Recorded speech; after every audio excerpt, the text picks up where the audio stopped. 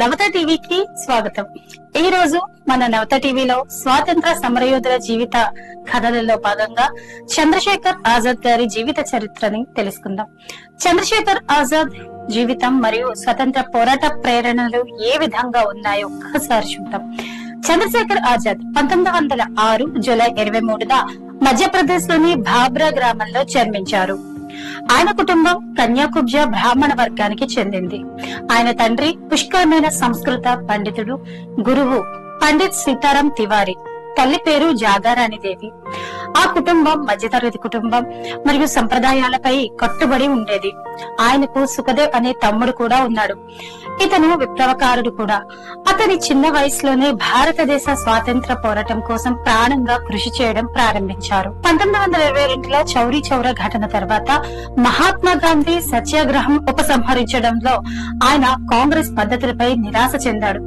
దాంతో 1924లో ప్రముఖ విప్లవకారులైన పండిత్ రామ్ ప్రసాద్ బిస్మిల్, సచీంద్రనాథ్ సన్యాల్, యోగీష్ చంద్ర చటర్జీ స్థాపించిన హిందుస్థాన్ రిపబ్లికన్ అసోసియేషన్ లో చేరారు. ఆజాద్ కకోరి ర్యాలీలో 1925లో జరిగిన ప్రభుత్వ ధనం దోపిడీ, 1928లో లాహోర్ లో బ్రిటిష్ అధికారిని చంపడం తదితర విప్లవ కార్యకలాపాల్లో కీలక భూమిక నిర్వహించారు.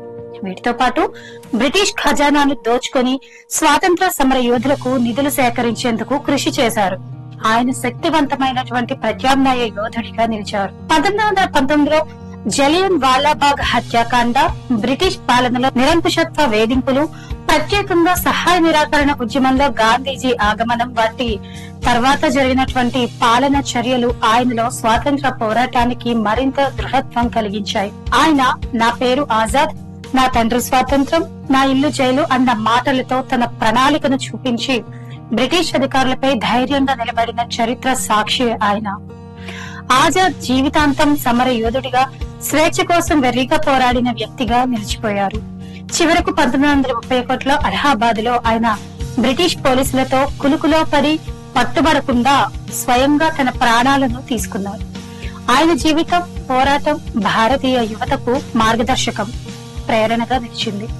చంద్రశేఖర్ ఆజాద్ జీవితంలోని ప్రముఖ సంఘటనలు ఎలా ఉన్నాయో చూద్దాం. యువతలోనే 1921లో సహాయ నిరాకరణ ఉద్యమంలో చేరి అరెస్ట్ అయ్యారు. 1925 ఆగస్టు 9న రామ్ ప్రసాద్ బిస్మిల్ నేతృత్వంలోని విప్లవకారులతో సహా కకోరి రైలు దోపిడీలో పాల్గొనడం, ఈ దోపిడీలో భాగమైన హేరీ తరపాటు ఆయన విప్లవ నాయకుడిగా ఎదిగేందుకు కారణమైంది. 1928లో లాహోర్ లో బ్రిటిష్ అధికారి సాండర్స్ హతవార్ధక పథకం ద్వారా ఆయన ప్రతీకారం తీర్చడం, కానీ పొరపాటున స్కాట్ అనే అధికారిని కాదు సాండర్స్ ను చంపడం. సెప్టెంబర్ 1928లో భగత్ సింగ్, సుఖదేవ్, రాజ్గురుతో కలిసి హిందుస్థాన్ సోషలిస్ట్ రిపబ్లికన్ అసోసియేషన్ స్థాపించడం.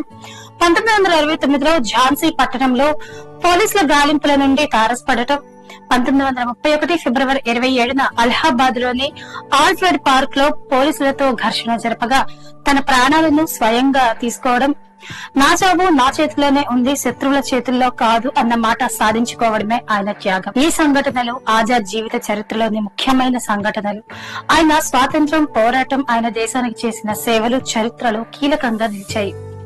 చూశారు కదా, ఈ రోజు స్వాతంత్ర సమరయోధుల జీవిత చరిత్రలో చంద్రశేఖర్ ఆజాద్ గారి జీవిత చరిత్ర. మరొక స్వాతంత్ర సమరయోధుల జీవిత చరిత్ర కథలతో మళ్ళీ కలుద్దాం. అంతవరకు కూడా మా ఛానల్ ని లైక్ చేయండి, షేర్ చేయండి, సబ్స్క్రైబ్ చేయండి, బెల్ ఐకాన్ ని క్లిక్ చేయండి.